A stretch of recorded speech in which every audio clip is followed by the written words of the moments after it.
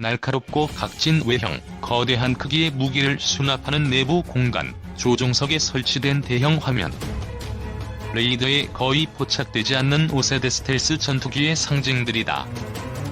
1990년 1차 걸프전에서 F-117 스텔스 전폭기가 이라크군을 제압하는 모습을 목격한 세계 각국은 스텔스기 확보에 열을 올렸다. 많은 사람들은 스텔스기가 미래 공군의 핵심이 될 것이라며 스텔스 열풍에 힘을 실었다. 1차 걸프전으로부터 30년이 흐른 지금은 어떨까? 5세대 스텔스 전투기 F-35가 생산 중이지만 여러가지 이유로 과거에 개발된 기종들을 완전히 대체하지는 못하고 있다.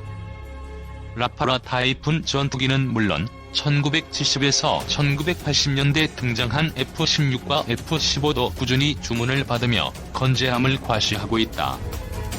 이 같은 추세는 2030년대 실전 배치될 한국형 전투기에도 영향을 미칠 전망이다. 무장과 기술적 신뢰성이 핵심. F-35는 일반적인 레이더로는 탐지가 매우 어렵다. F-35가 스텔스 전투기를 상징하는 기종인 이유다.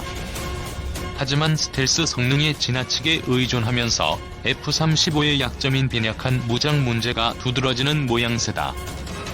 F-35의 공대공, 공대지 무장은 기존 F-16과 큰 차이가 없고 장거리 지상 타격 능력은 F-15보다 부족한 실정이다. 미 해병대 F-35B 수직이 착륙 스텔스 전투기가 착륙을 위해 리프트핀을 가동하고 있다. DLB 전략 폭격기나 F-15E 전투기를 포함해 타격 수단이 많은 미국 공군은 대체할 방법이 있지만 공군 규모가 작아 전투기 한 대에 다양한 역할을 맡기는 나라에서는 문제가 될 수 있다. 전투기의 기본적 임무인 공중전에서는 문제가 더욱 심각해진다. 중국과 러시아가 미국산 AIM-130 중거리 공대공 미사일보다 더 빠르고 멀리 날아가는 미사일을 개발한 상태다. 중국은 제-20 스텔스 전투기에 음속의 5배 속도로 300km 이상을 날아갈 수 있을 것으로 추정되는 PL-15 공대공 미사일을 탑재했다. 러시아도 Su-35 전투기에 사거리 400km의 R-37을 장착했다. 레이더에 잘 잡히지 않는 F-35를 직접 타격할 수는 없어도 주기경보통제기나 전자전기 등 F-35의 비행을 지원하는 항공기는 충분히 공격이 가능하다. 이에 미국은 2020년대 초 실전 배치를 목표로 AIM-260 장거리 공대공 미사일을 개발하고 있으나 중국과 러시아보다 늦었다는 지적을 피하기 어렵다. F-35에 대한 기술적 신뢰성도 아직 확보되지 않았다. 외신 보도에 따르면 미 국방부 작전시험평가국의 지난해 11월 평가에서 F-35 소프트웨어 결함이 873건 발견됐다. 작전시험평가국은 F-35에 탑재된 25mm 기관포는 받아들일 수 없는 정확성을 가지고 있다고 밝혔다. 공군 FA-50 경공격기 편대가 비행하고 있다. 성능 개량을 거쳤지만 한 세대 이전의 전투기인 F-16V에 대한 주문이 꾸준히 이어지고 미 공군이 최근 F-15X 도입을 결정한 것도 기술적 신뢰성과 무관치 않다. F-15와 F-16은 여러 차례 실전에서 성능이 검증됐고 대량 생산된 덕분에 저렴하며 다양한 용도로 쓸 수 있는 능력을 갖췄기 때문이다. 한 발 늦었지만 KF-X도 도전할 만하다. 스텔스의 함정에 빠진 미국과 달리 유럽은 항공무장과 레이더 강화에 초점을 맞췄다. 미국처럼 5세대 스텔스 전투기를 만드는 대신 타이푼이나 라팔처럼 기존 방식대로 제작된 전투기를 운용한다. 대신 2030년대 이후를 염두에 두고 인공지능 기능 등이 포함된 6세대 전투기를 개발 중이다. 유럽 에어버스의 타이푼 전투기는 독일, 스웨덴이 합작해 개발한 타우러스 장거리 공대지 미사일과 미티어 장거리 공대공 미사일로 무장했으며 다기능 이상 배열 레이더도 갖췄다. 프랑스 해군 항공대 라팔 전투기가 항공모함에 착함하고 있다. 프랑스 다수의 라팔은 AESA 레이더 장착이 다소 늦었지만 스칼프 장거리 공대지 미사일과 미티어 장거리 공대공 미사일을 운용해 강력한 타격력을 자랑한다. 유럽이 미국보다 스텔스 기술이 뒤떨어진 것은 아니다. 미국의 F-21을 개발할 당시 독일은 스텔스 형상 설계나 도료 생산 등에 필요한 기술을 확보하고 있었다. 하지만 레이더를 비롯한 대스텔스 기술의 발달을 염두에 두고 균형 잡힌 설계를 갖춘 전투기 개발로 선회했다. 전투기는 한번 개발되면 수정이 쉽지 않다. 특히 F-35처럼 고도의 스텔스 기능이 포함된 기체는 더욱 어렵다. 반면 레이더는 지상, 해상, 공중 등 다양한 작전 환경에 맞춰 출력이나 파장 등을 다양하게 조정할 수 있다. 비용도 스텔스 전투기 개발보다 훨씬 저렴하다. KF-X에 탑재될 다기능 이상 배열 레이더. KF-X는 F-35보다 스텔스 성능은 낮지만 공격력은 다른 기종에 뒤떨어지지 않는다. 국내 개발 중인 장거리 공대지 미사일 또는 타우러스 미사일과 미티어 미사일이 장착될 예정이다. 국방과학연구소가 진행하고 있는 국산 AESA 레이더 개발이 성공한다면 2030년대에도 일선에서 활동할 타이푼이나 라팔 같은 유럽 전투기와 유사한 수준의 기종을 국내 개발로 확보하는 셈이다. F-35는 스텔스 성능만큼은 확실한 전투기다. 따라서 스텔스 성능을 최대한 발휘할 수 있는 작전에만 투입될 가능성이 높다.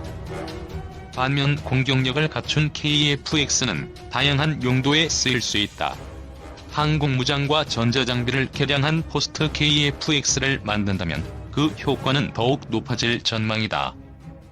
여기에 국산 FA-50 경공격기 무장을 강화하는 성능 개량까지 더해지면 공군력 증강 효과는 더욱 커질 것으로 보인다.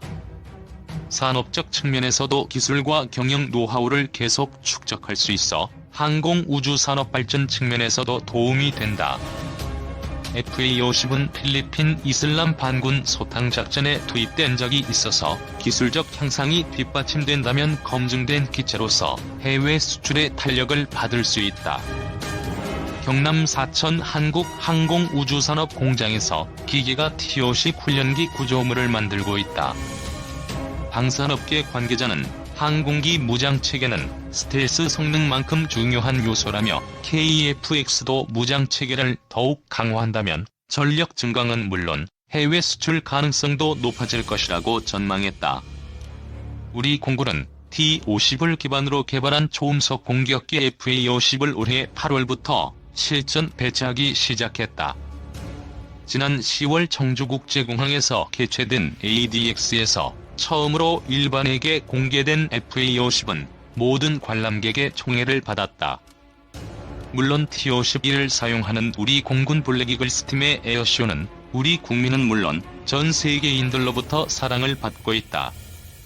지난 9월 인도네시아까지 무려 5,700km를 직접 비행한 T-50I는 우리나라를 미국, 러시아, 영국, 프랑스, 스웨덴에 이어 세계 6번째 초음속 항공기 수출국으로 등극시켰다.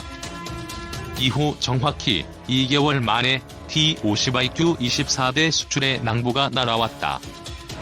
수출가 11억 3천만 달러로 2011년 인도네시아 잠수함 수출 10억 8천만 달러의 역대 최고 기록도 갈아치웠다. 수개월 내 T-50 운용에 따른 후속 지원 사업 계약도 예정돼 있어 10억 달러 이상의 추가 수출도 가능할 전망이다. 수출되는 T-50들은 주목적이 자국 조종사들의 훈련이지만 FA-50의 성능을 상당 부분 갖추고 있어 공격용 전투기 역할도 하게 된다. 세계적으로 주목받고 있는 T-50과 FA-50에 이어서 우리 공군의 차세대 전투기를 국내 개발하고자 하는 KF-X 사업이 일부 반대 논리에 발목을 잡혀서 11년째 본격적인 개발 시작을 못하고 있다. 일부 타당성 검토 기관들의 국내 개발 시 경제성 없음, 기술 부족, 수출도 힘들 것임이란 결론으로 KF-X 사업은 날개를 펴지 못하고 있다. 그들은 외국 전투기 라이센스 생산이나 외국 전투기를 들여다 개조 개발해야 승산이 있다는 80년대식 논리를 아직도 펴고 있다. 1986년 T-50을 개발하자고 했을 당시에도 반대론자들은 현재 추진하고 있는 KF-X의 반대 논리와 똑같이 우리는 기술력도 모자라고 공군의 요구에 맞추다 보니 너무 비싸져서 성공할 수 없으니 포기해야 된다고 주장했었다. 그런 T-50은 대가 우리 공군의 조종사 훈련에 사용되고 있고 향후 대의 FA-50이 인도돼 퇴역하고 있는 F-4와 F-5를 대신해 우리 영공 수호를 하게 된다. 국내 공급을 넘어서 이미 수출 효자 상품으로 자리 잡아가고 있다. 이번 이라크 수출 성공이 증명하듯이 한국형 차세대 전투기 개발이 목표인 KF-X 사업은 반드시 국내 주도 개발로 한국의 고유 모델이 돼야 운영 유지비도 저렴하고 수출도 할 수 있게 된다. 소유권이 외국인 전투기는 업그레이드도 어렵고 유지비도 훨씬 더 많이 든다. 수입을 원하는 국가가 생겨도 우리 마음대로 수출을 못한다는 것은 당연한 귀결이다.